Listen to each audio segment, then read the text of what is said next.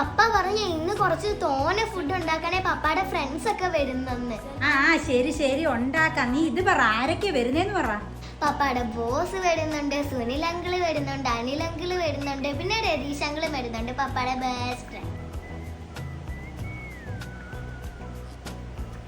മോള് പപ്പായെ വിളിച്ചിട്ട് പറ ആരെ ഇങ്ങോട്ട് കൊണ്ടുവരണ്ട, മമ്മിക്ക് വയ്യെന്ന് പറ, മമ്മിക്ക് തലവേദനയാന്ന് പറ. മമ്മിക്ക് ഇത്രയും നേരം ഒരു കുഴപ്പവും ഇല്ലായിരുന്നല്ലോ, പെട്ടെന്ന് എന്തോ പറ്റി? ഒന്നുമില്ല മോളെ, മോള് പോ. എന്തോ പറ്റി മമ്മി പറ.